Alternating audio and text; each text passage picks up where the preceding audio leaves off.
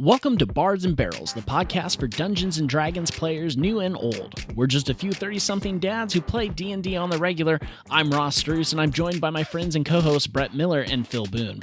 We'll be exploring the worlds of Dungeons & Dragons in each episode, sharing our experiences, offering tips and advice for those who play and run this classic game. Don't miss out on us discussing everything from character creation to combat mechanics and even delving into some of the lore behind the game. We'll also be sharing some of our funniest and most memorable moments from our own D&D campaigns. So whether you're a new player just starting out or a seasoned veteran looking to reminisce about your own adventures or just get a new perspective on things, Bards and Barrels has something for everyone. So sit back, grab a drink, and join us as we roll for initiative and embark on this epic adventure. Welcome back to Bards and Barrels. Phil here with Brett and Ross, and pretty excited. We got a good one for you guys this week. We all have recently gone out and seen the new Dungeons & Dragons Honor Among Thieves movies, and we're going to give you guys our opinions. I am excited for this episode. It was a great movie. It was. I don't know. I was so excited to going into it. I wasn't sure I was going to be content with what I saw, but I was came out of it pretty happy. So, want to start off, spoiler alert, potentially we might drop a few things about the movie, so if you haven't seen it, What are you doing? Agreed, but go see it, then listen to this episode. So hit pause, find the next showing, see it, and then come back to us. That being said, first takes. What was your guys' initial impressions? So I should say that my first impression was slightly amped up because our local and Brett was with me, so I should say that too. But our local theater recently got the reclining chairs. We joined the 21st century, so it was like not only was I seeing a movie that I was super excited for, but it was like reclining heated seats. I was like, oh, this is like primo. This is awesome. Don't experience. Fall asleep. Don't fall asleep. Well, thankfully it didn't do that, so that's good. First reaction movie overall, I loved it. I thought it was a great movie. It was one of those movies where it's like you go into it and you're like, just let this be good. Like, let it flow. Let it just Don't be a decent suck. movie. Yes, exactly. Yeah, don't suck. Yes. Don't be another video game movie. Yes. And I think it surpassed all of that. Oh yeah, it was Totally. far better than any other video game, board game movie. I don't know if there's ever been really any more board games, Well, but I'm waiting on Candyland. oh, It's going to be exciting. oh, give me a It's like ticket a horror now. movie. Oh, yes, a dark Candyland. Ooh. Ruined my childhood. Somebody make a horror Candyland movie. I'm going. So I was kind of interested in going into it because we've seen so many superhero movies. Mm. How does it compare to a superhero movie? It was very different. Yeah, I agree. This was an adventure movie. It was not a superhero movie. And I think that was good. It was refreshing to have something that wasn't just like action, action, action the entire time. Or action with a quip of a joke here and there. Like this had a storyline and a flow to it. Wasn't quite as fast paced as the superhero movies, which is different. You got to kind of change your expectations of what you're getting into. It's not the Avengers or Endgame. It's different. It's an adventure. Even though it certainly had some shots that were reminiscent of Avengers. Oh, the visuals of it, It was fantastic. I mean, at the end of the day, action movie, superhero movie, D&D movie, they all plot-wise, they're all going to follow a similar arc anyway. But I think the thing you hit on the head was the timing and throughout the whole movie. It's like it wasn't that action, but it was ups and downs. Like there was backstory, and then there was plot building, and then the climax, and then on. So it definitely the pacing felt different than a superhero movie. So you are 100% correct with that. I agree. I think going into it too. So one of the things that I was unsure of, I guess, going in was, are we going to get a fantastic movie, or are we going to get a great movie that also looks like D&D being played? And my initial reaction is I could see the D&D. And I love that part of it. And that kind of rolls into one of the things I wanted to ask you guys about. I've been doing some reading of other people's opinions and have seen some arguments out there about rules versus role-playing per se, and how maybe they broke some of the traditional rules. So what do you guys, what's your feeling on that? I I think that's a hard balance to achieve. I watched several reviews out there where there were certain people who had played D&D for a long time that were griping about how things were changed in such a way that it didn't really reflect in exactly how it's played in the game, right? It's still a movie though, so you still have to have the pacing. It's like you can't wild shape once or twice and then have to long rest and then be able to wild shape again. It doesn't lend itself well to a plot in a movie where you have an hour and a half to 2 hours to tell that story. You mean no one wants to watch the characters long rest during No, the movie? why? Why would you want to do that? And that's Sitting also around a campfire for 8 hours. that's also why D&D takes 30 campaign takes 35 4-hour sessions. We don't have that kind of time, friends. I mean, we got to move this along somehow. And part of that is you got to change how these characters do things. And I was okay with that. It didn't bother me at all. If you are a strict rule follower and want to have something perfectly aligned with the books, this is not for you. You've got to temper your expectations a little bit. They've got to make it fun because you've got to be able to draw in people that have never played D&D before and don't care about the limitations of how many times you can wild shape. Right. I think you nailed it on the head, Brett. The one thing that I think those people forget is that this movie was not just created for D&D players. Like, they also want this movie to just be watchable for people that don't know the rules. I also, personally think that every table is different. You could sit down at a table with a DM that says, "Oh, you want to do something really awesome, and I'm going to limit you by the rules?" Like, no. And you guys know I do that. We don't always follow the rules. So Right. I think that they did a good job of capturing the spirit of the rules, right? Like, we understand wild shape, and sure, if we'll talk about this a little bit later, but if you do look at the stat blocks they assigned to these characters, there was a limitation still outside of your typical rules, but there were rules. They've just been bent. And So, prime example of what you're talking about is we went with a group of, 1, 2, 3, 4, 5 people. So Brett and I were probably the more veteran in quotation marks, veteran D&D players. So we were sitting at one end, and it was funny because like we were whispering like, okay, that you could tell that was session 0, and then it was like, oh, he definitely used the luck feat there when this happened, or you could see the things throughout there. We were sitting down there talking about those things.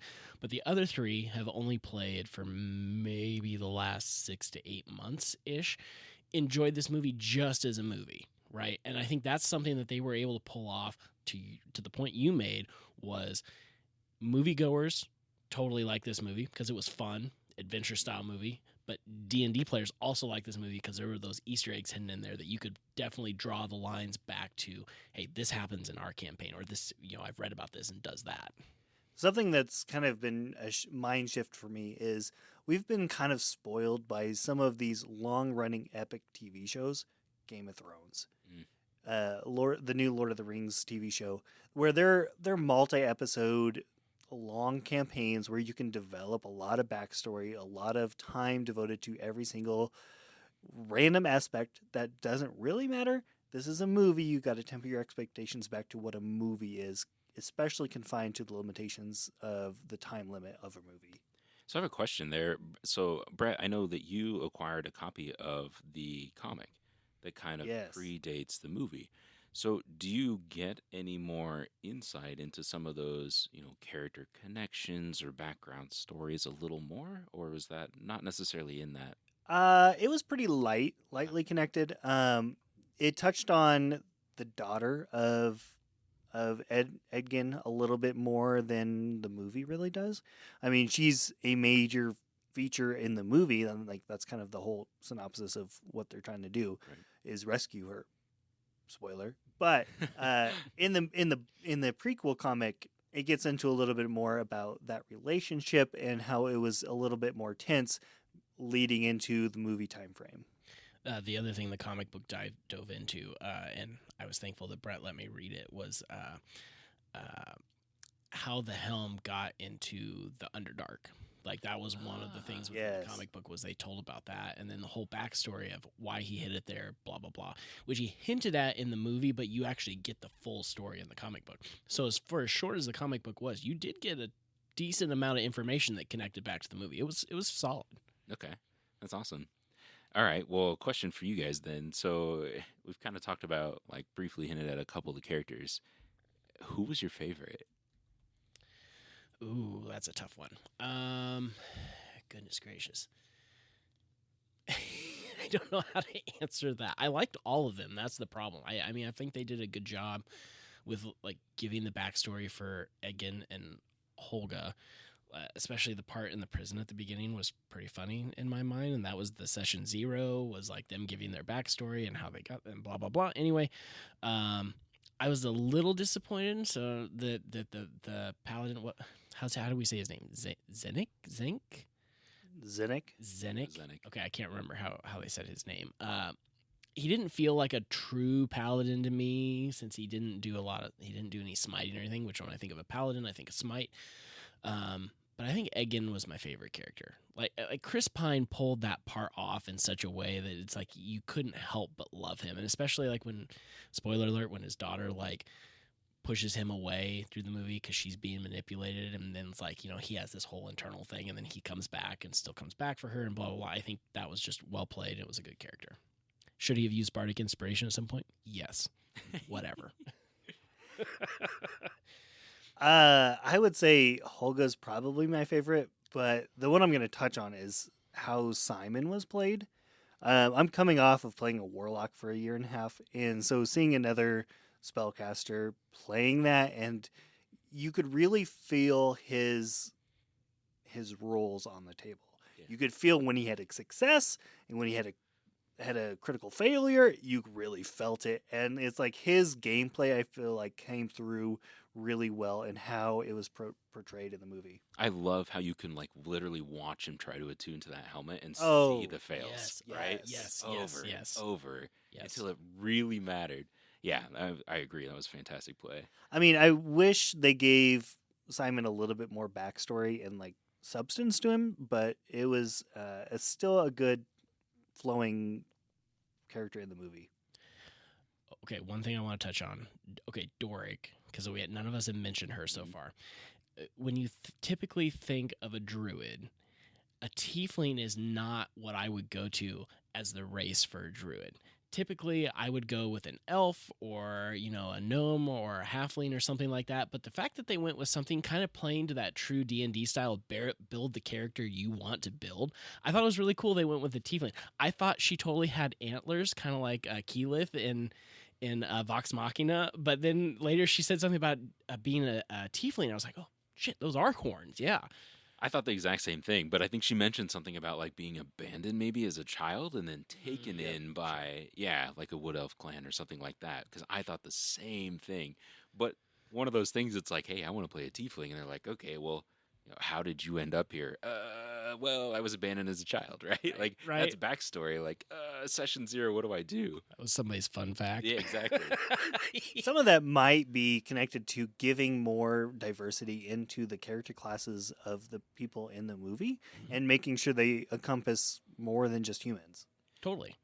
And one of the things, so I want to go back to Brett's comments about Simon.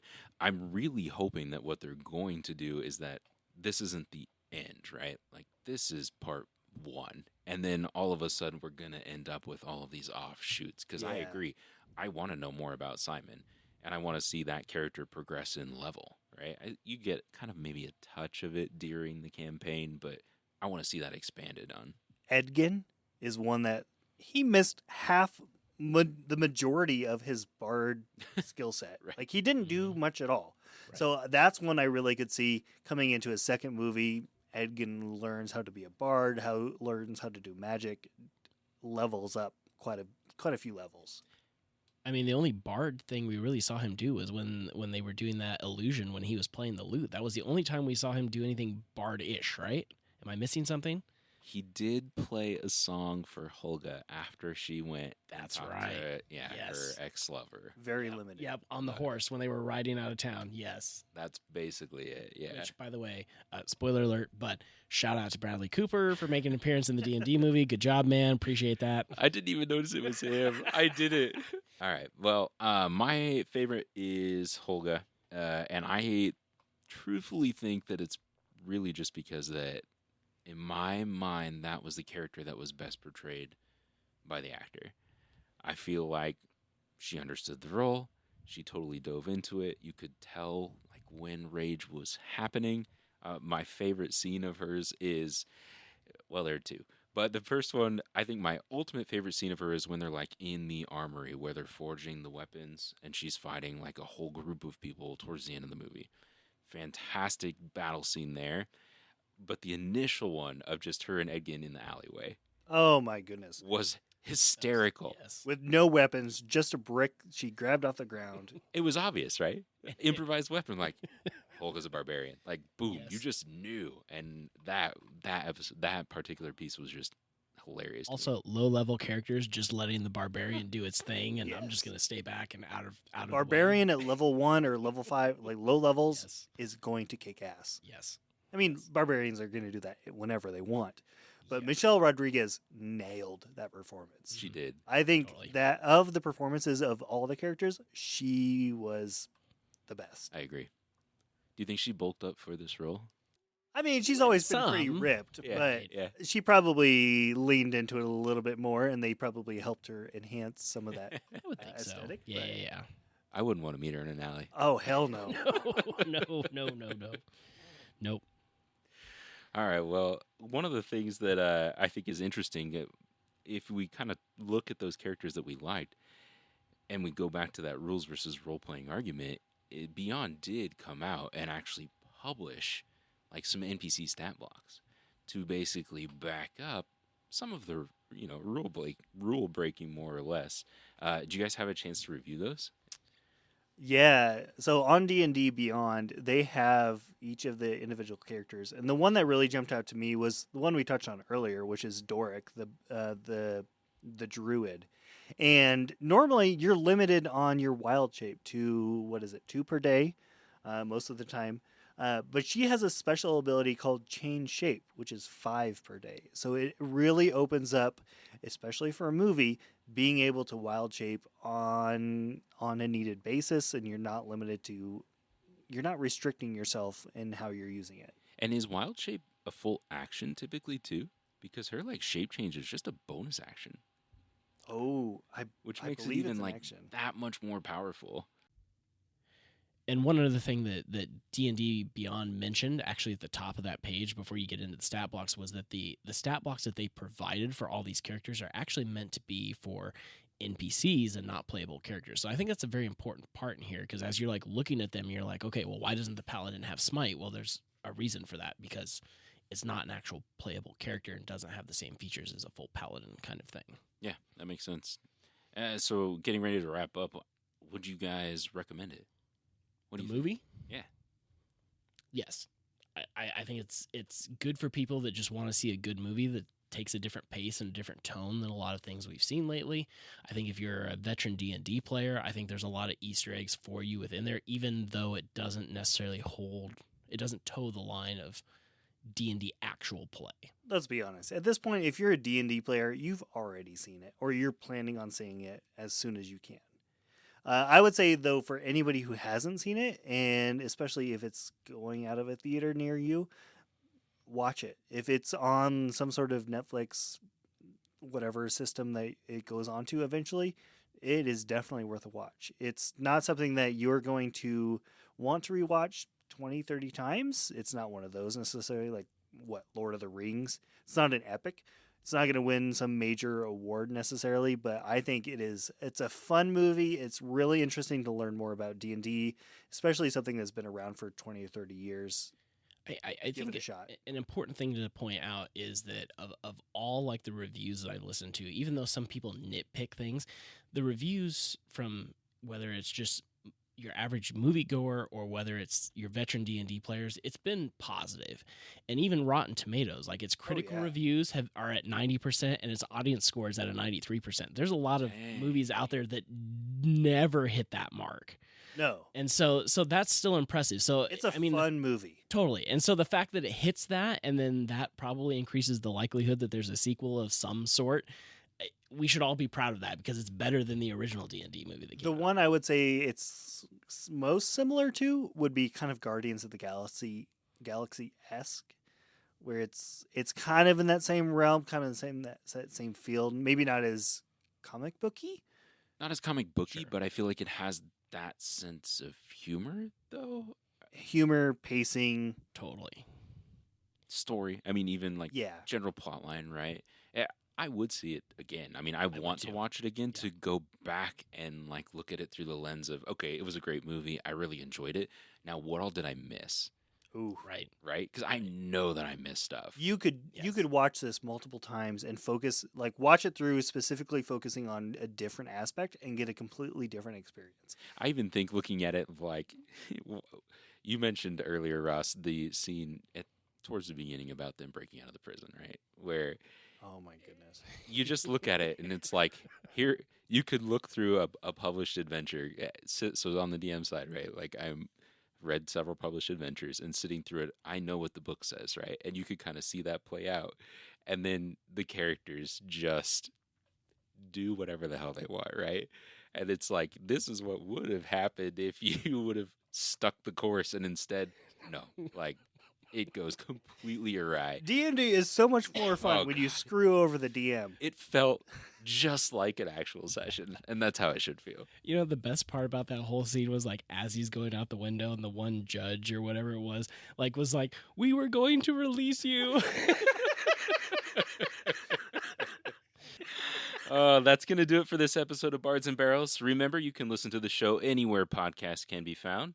We're going to be dropping bonus content over on our Facebook page very soon. So if you want to stay in the loop and not miss the latest from us, be sure to head over and give us a like and follow at www.facebook.com/bardsandbarrels. We'll see you soon.